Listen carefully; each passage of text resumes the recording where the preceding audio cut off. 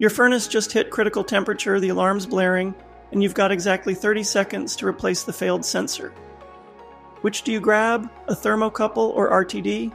Choosing the wrong one could result in thousands of dollars in downtime and scrapped products.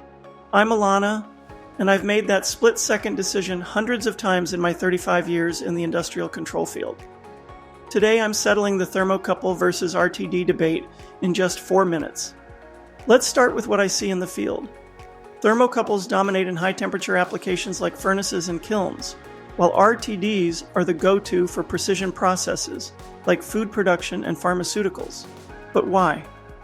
I always tell my junior techs to think about 4 key factors when choosing: temperature range, accuracy, durability, and system compatibility. Let me break these down with real examples. Thermocouples work on the Seebeck effect. 2 different metals joined together generate a tiny voltage when heated. It's elegantly simple, which is why they're so reliable. Common types include J, K, and N, with K being the most versatile at minus 200 degrees Celsius to plus 1350 degrees Celsius. I've used K types in everything from freezers to metal foundries. RTDs, or resistance temperature detectors, work differently. They use the principle that metal's electrical resistance increases with temperature. Most industrial RTDs use platinum because of its stable, predictable behavior. The industry workhorse is the PT100, which means it has 100 ohms resistance at 0 degrees Celsius.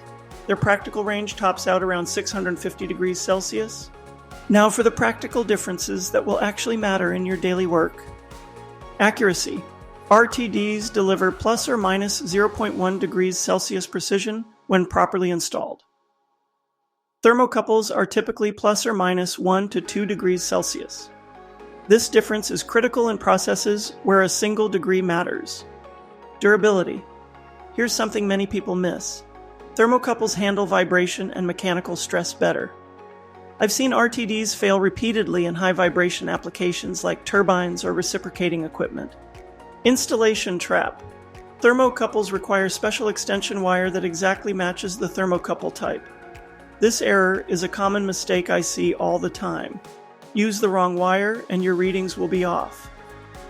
RTDs use standard copper wire, which simplifies installation considerably.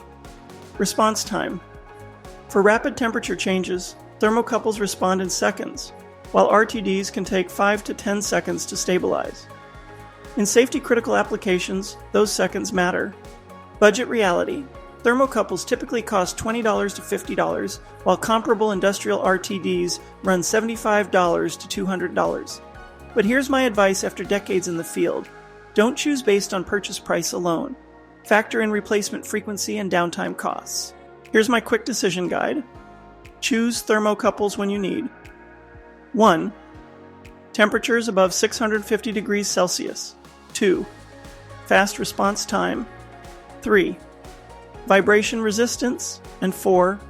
Lower initial cost. Choose RTDs when you need 1. Highest accuracy. 2. Long-term stability. 3. Temperatures below 650 degrees Celsius. And 4. Simplified wiring. Quick troubleshooting tip. When a thermocouple reads ambient temperature regardless of actual process temperature, it's likely failed open. When an RTD reads much higher than expected, check for moisture in the connection head. It's the #1 cause of false high readings. Bottom line, both technologies have their place. I keep both types ready to go because different jobs need different tools. Pro tip, whatever you choose, use a proper thermo well whenever possible. It protects your sensor and allows replacement without shutting down your process. This is the best $50 insurance you can purchase. There you have it, thermocouples versus RTDs in 4 minutes. If this overview helped clarify your next temperature sensor choice, hit the like button. Subscribe for more practical control insights straight from the field. Thanks for watching.